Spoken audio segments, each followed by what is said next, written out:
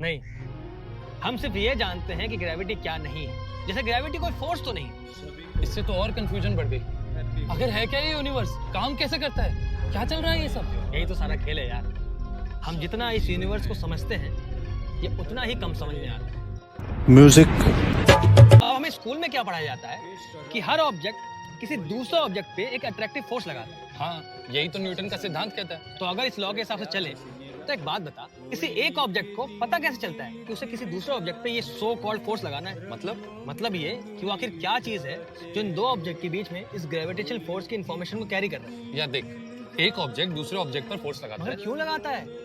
यही सवाल न्यूटन को खाता था, जिसका जवाब दिया आइंस्टाइन ने।